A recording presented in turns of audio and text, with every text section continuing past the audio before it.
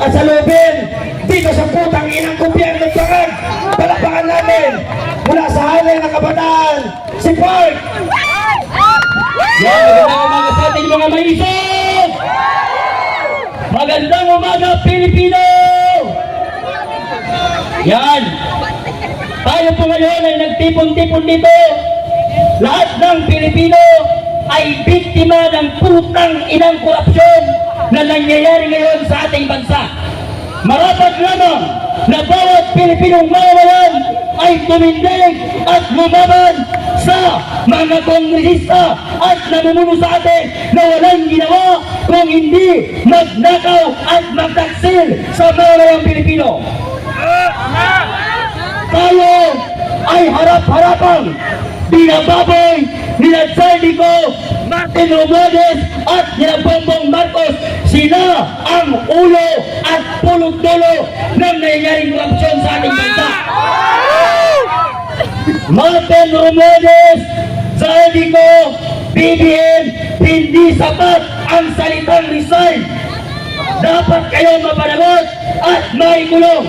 Kung meron lamang death penalty sa ating bansa, marapat lamang na sila ang mga politiko na patayin sa sila elektrika. Sapagkat lahat tayo ay nagpapakahirap magtrabaho. Naranasan ba ng mga kongresista at mga politiko na yan na magtrabaho ng 24 hours para may mapakain sa pamilya? Naranasan ba nila na sumakay ng jeep habang papasok ng trabaho? Nagtatrabaho tayo ng 12 hours, 8 hours, ang sahod natin 525 pesos lamang. Pag kumuha ang putang inang gobyerno, SS 1,700, Pag-ibig 1,700, PhilHealth 1,700, ang sahod natin walang natitira.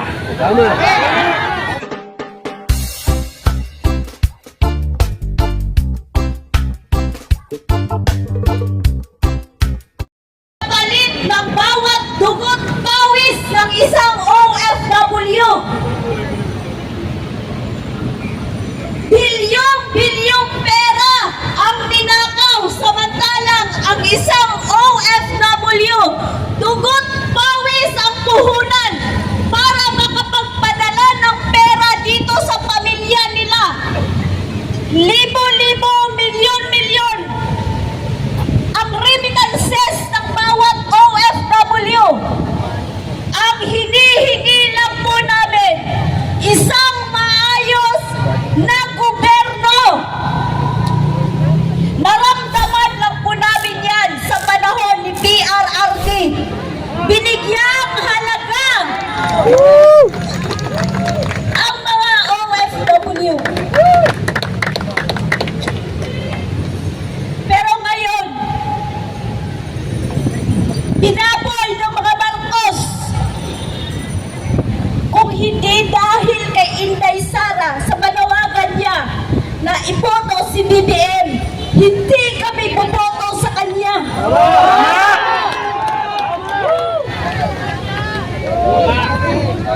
Ang gusto namin maayos na gobyerno, kaya nagtiwala kami. Pero ngayon, sinuklian niya ng kademonyuhan. Kaya, nandito kami.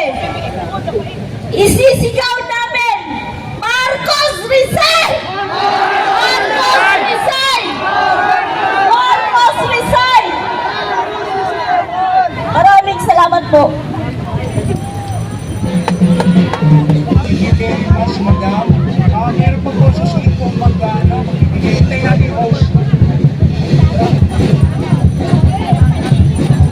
Maraming salamat po sa ating mga OFW. Ngayon naman po, palakpakan po natin isang Gen Z, kabataang Muslim. Sige mga Muslim! Allahu Akbar! Ang representasyon ng kabataang Muslim ay kinalulugod natin na iharap sa inyo ngayon upang magbigay sa kanya siya ng kanyang pahayag at salubin dito sa putang inang gobyerno ng Parag. Palakpakan natin mula sa halay ng kabataan, si Park! Yan, magandang umaga sa ating mga maisog! Magandang umaga, Pilipino! Yan! Tayo po ngayon ay nagtipon-tipon dito. Lahat ng Pilipino ay biktima ng putang inang korupsyon na nangyayari ngayon sa ating bansa. Marapat lamang na bawat Pilipinong mamamayan ay tumindig at lumaban sa mga kongresista at namumuno sa atin na walang ginawa kung hindi magnakaw at magtaksil sa mamayang Pilipino. Tayo ay harap-harapang binababoy nila Saldico, Martin Romualdez at nila Bongbong Marcos. Sila ang ulo at pulot-dulo ng nangyayaring korupsyon sa ating bansa. Martin Romualdez, Saldico, BBM, hindi sapat ang salitang resign. Dapat kayo mapanagot at maikulong. Kung meron lamang death penalty sa ating bansa, marapat lamang na sila ang mga politiko na patayin sa sila elektrika. Sapagkat lahat tayo ay nagpapakahirap magtrabaho. Naranasan ba ng mga kongresista at mga politiko na yan na magtrabaho ng 24 hours para may mapakain sa pamilya? Naranasan ba nila na sumakay ng jeep habang papasok ng trabaho? Nagtatrabaho tayo ng 12 hours, 8 hours, ang sahod natin 525 pesos lamang. Pag kumuha ang putang inang gobyerno, SS 1,700, Pag-ibig 1,700, PhilHealth 1,700, ang sahod natin walang natitira. Ng mga politikong nakaupo, hindi nila nasubukan na magtrabaho at magkaroon ng sahod na minimum. Hindi nila nasubukan lumusong sa baha. Hindi nila nasubukan matulog ng gutom. Hindi nila nasubukan mag-aral ng walang baon. Habang tayo'y nagpapakahirap, habang tayo ay lumulusong sa baha, sila pala ay nandun sa ibang bansa. Tingnan mo yung putang inang si Sela Alonte. Napakakapal ng mukha, hindi na nahiya mag-flex ng mga kayamanan niya. Sasabihin pa niya, wala siyang utang na loob sa mga Pilipino. Yang kinakain mo, yang sinusuot mo, yang mansyon nyo, lahat ng gamit nyo, galing sa pera ng taong bayan. Napakahiya, napakakapal ng mukha, lalo na si Gladin ko. Hindi sila nahihiya, pumupunta ng ibang bansa, kumakain ng isang kainan lamang na nagkakahalaga ng 759,000 habang ang mga kabataan, habang ang mga Pilipino natutulog sa lansangan, walang matirahan, walang bahay, walang pambaaral, walang sapatos pagpasok sa school. Kung papipiliin ako kay Alice Go, pati kay Diskaya, pipiliin ko ang Chinese na si Alice Go. Bakit? Si Alice Go, ni isang tao sa nasasakupan niya sa Banban, walang nagutom noong panahon niya. Nagpatayo pa ng eskwelahan sa taas ng bundok.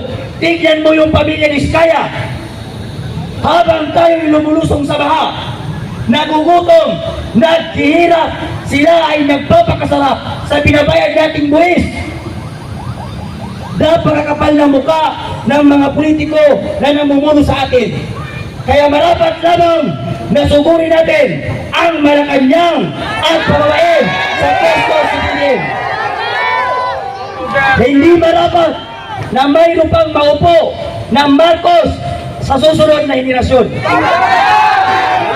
Labanan natin ang korupsyon, itigil ang korupsyon ngayon mismo dahil hindi pwede na mamana ng mga next generation ang kagaya nitong gobyerno at politiko na walang serbisyo kung hindi magnakaw lamang sa kaban ng bayan. Handa ba kayo mga maisog? Handa! Handa ba kayo lumaban? Handa! Handa ba kayong lahat? Handa! tigil ang korupsyon sa ating bansa at pumili ng leader na siyang manguna at magpapaganda sa ating bansang Pilipinas. Maraming salamat. Allahu Akbar! Salamat, Sir. At ngayon naman po, bigyan natin ang pagkakataon mula sa hanay ng mga riders.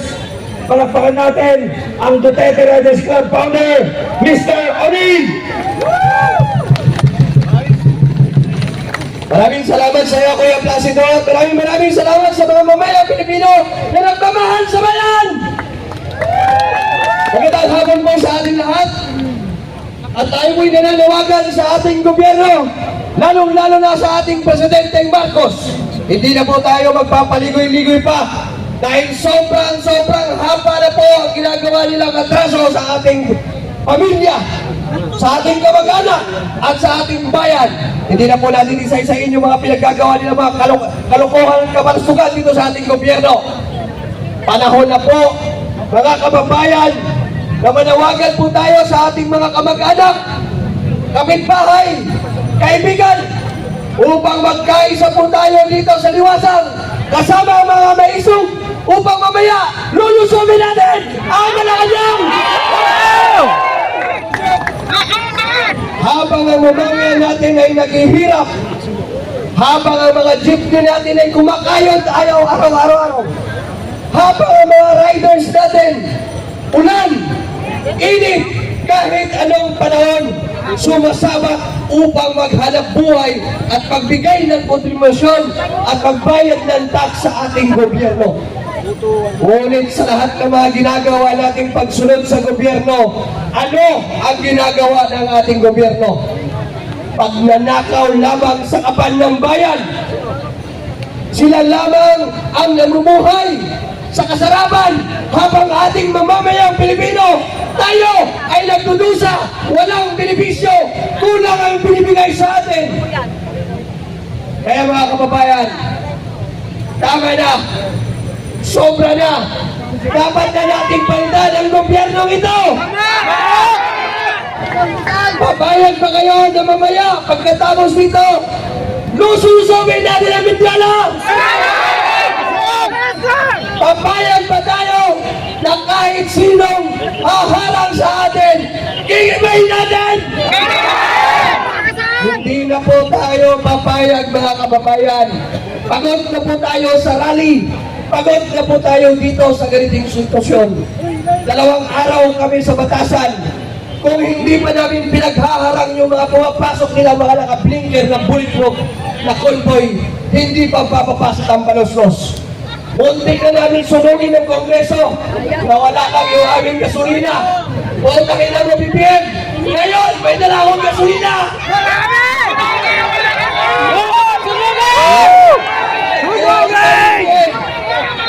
Kung tunay kang nagmamahal sa bayan, iniintindi mo ang panawagan ng sanlibutan, lalo na dito sa Pilipinas. Kung ikaw ay tunay na nagmamahal, may malasakit sa sambayan ng Pilipino, hindi mo papayagan na magkaroon ng kaguluhan. Kaya BBM, pinapalaan kita. Bumaba ka na sa pwesto mo, tangin na mo!